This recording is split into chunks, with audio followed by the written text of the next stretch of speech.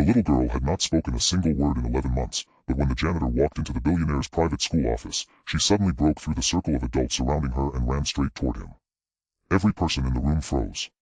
Her mother, Celeste Whitmore, one of the most powerful women in the city, watched in disbelief as her daughter, 12-year-old Brielle, grabbed the janitor's worn sleeve with both hands and refused to let go. Specialists had tried. Therapists had tried. Private tutors, behavioral experts, doctors, and even a renowned child psychologist had tried. Nothing had reached the girl since the terrible day her father died. Yet somehow, the man pushing a cleaning cart through the hallway had reached her in less than a minute. If you believe that kindness can find people even when words cannot, please take a moment to like, comment, share, and subscribe to our channel. Join our family and our community as we follow this emotional journey about hope, forgiveness, and second chances. His name was Everett Hayes, and at first glance, there was nothing remarkable about him. He was 41 years old, a single father raising his 8-year-old son, Callum, in a modest apartment across town. He wore the same gray maintenance uniform every weekday, carried a battered lunch container, and kept a small photograph of his son tucked inside his locker. Most people at Whitmore Academy barely noticed him. To the wealthy parents walking through marble corridors, he was simply the man who cleaned fingerprints from glass doors and quietly repaired whatever the children broke. But Everett had learned long ago that people often revealed their true character when they believed nobody important was watching. He had also learned something else, something he had spent years trying to forget: how to recognize fear before it became panic, how to read a person's body before they spoke, and how to remain calm when everyone else was losing control. Before becoming a janitor, Everett had served as a Navy SEAL. He had survived missions he never talked about, lost friends whose names he still carried in his heart, and returned home with memories that made ordinary life feel strangely loud. He never told anyone at the school because he wanted to be known for who he was now, not for who he had once been. Brielle had been different even before the tragedy. She had been bright, curious, and endlessly fascinated by small things. She collected unusual rocks, drew birds in the margins of her notebooks, and loved watching rain slide down windows. Her father, Adrian, had been the person who understood her best. Then, during a family trip 11 months earlier, Adrian had died unexpectedly after a medical emergency. Brielle had been there when it happened. She had watched the paramedics rush into the room. She had heard the frantic voices and seen her mother collapse. After that day, something inside the child seemed to close. She stopped speaking. She stopped eating properly. She stopped drawing. She refused to let strangers touch her and became terrified whenever someone raised their voice. Celeste spent an enormous fortune trying to save her daughter, but money could not buy the one thing Brielle needed most: the feeling that she was safe again. Celeste herself had become a different woman after losing Adrian. Before his death, she had been known for her confidence, sharp business instincts, and impossible standards. She had built her technology company from a small office into a global empire and had never allowed emotion to interfere with decisions. But grief did not care about wealth. Every morning she entered Brielle's room hoping to see a change, and every morning she left feeling as though another piece of herself had disappeared. She blamed herself for not protecting her daughter from the trauma. She blamed Adrian for leaving them. Then she blamed herself for blaming him.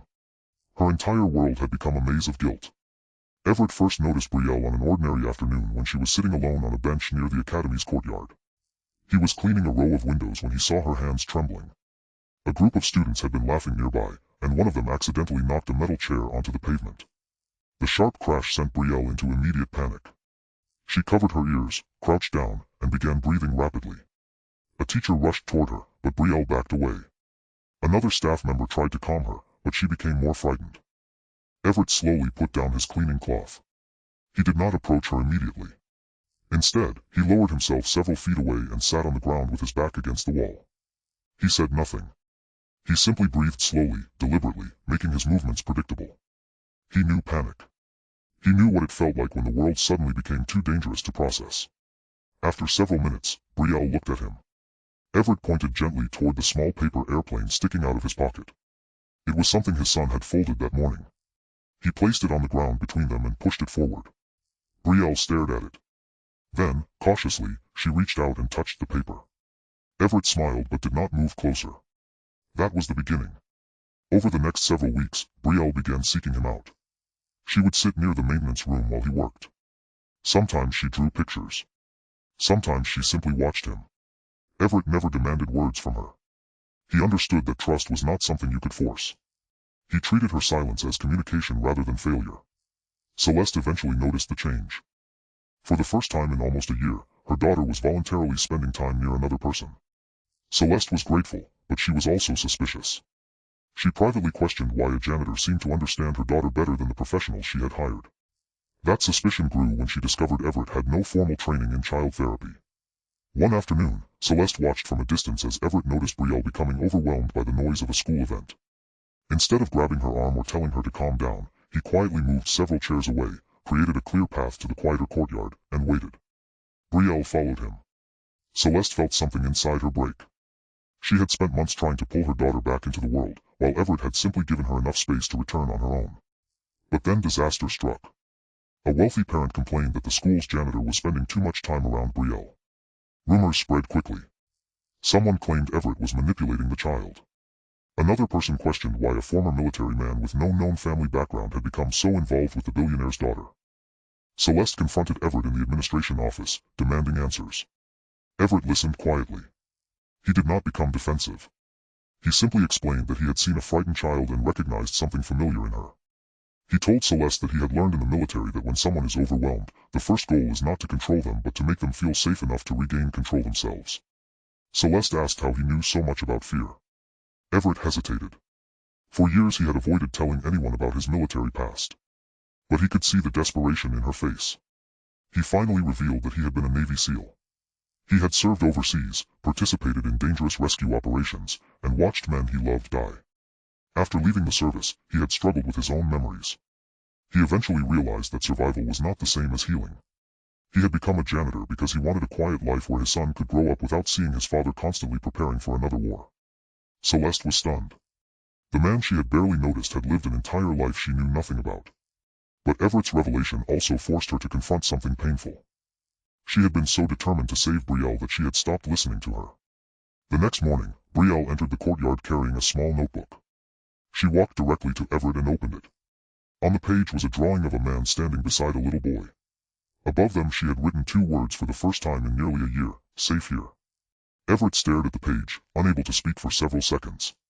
Celeste, who had followed her daughter outside, covered her mouth as tears filled her eyes. Brielle had not said the words aloud, but she had found a way to tell them. Then came the unexpected turning point. Everett's son Callum visited the school with him one afternoon because his regular childcare arrangement had fallen through. Callum was cheerful, curious, and completely unimpressed by the academy's expensive surroundings.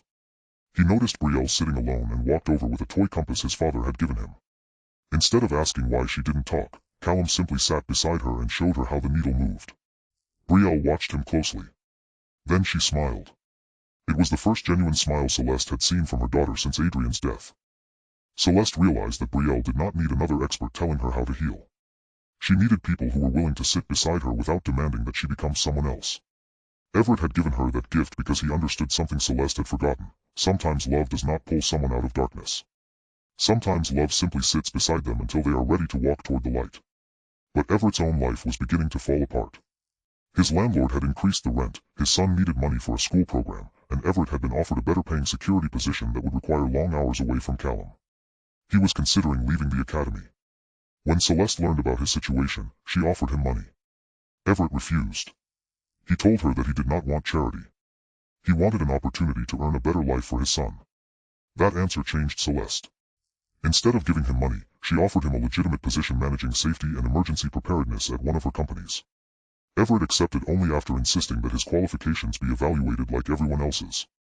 He passed every assessment easily. His military experience, leadership skills, and calm under pressure made him exceptional. Celeste finally understood that the janitor she had once overlooked was not someone who needed saving. He was someone who had spent his life quietly saving others while asking for nothing in return. Months passed. Brielle began speaking again, first with a single word, then another. She returned to drawing. She started attending classes more regularly. She even began helping other children who were anxious or lonely. Celeste changed too. She stopped measuring love by how much money she could spend and started measuring it by how much time she could give. She apologized to Brielle for trying to force her healing. She also forgave herself for not being able to prevent Adrian's death. One afternoon, Celeste, Brielle, Everett, and Callum sat together in the academy courtyard. The sun was warm, the trees moved gently in the breeze, and Brielle was drawing a picture of the 4 of them. She finished it and showed it to her mother. It was simple, 4 people standing beneath a bright sky. There was no mansion, no luxury car, no business empire. Just 4 people standing together. Celeste looked at Everett and realized that grief had once convinced her that her family was permanently broken. But life had quietly shown her something else. Families could change shape without losing their meaning. Strangers could become friends. Pain could become compassion. A forgotten janitor could become the person who helped a billionaire understand what money never could. Everett looked at Brielle's drawing and felt tears gather in his eyes. He had spent years believing his greatest victories were the missions he had survived. Now he knew better. The greatest victory was coming home every day to his son. It was helping another frightened child feel safe. It was learning that he could live beyond the memories that had once defined him. Brielle eventually reached for her mother's hand and then reached for Everett's. For a moment, nobody spoke. They did not need to. The silence was no longer empty. It was peaceful. Before we reach the final moment of this story, leave a meaningful comment telling us what you believe the greatest lesson is, that healing needs patience, that kindness can change a life, or that everyone deserves a second chance. Your words might give hope to someone reading them today. If this story touched your heart, please like this video, leave a meaningful comment, share it with someone who needs hope today, and subscribe to our channel so you never miss another emotional journey.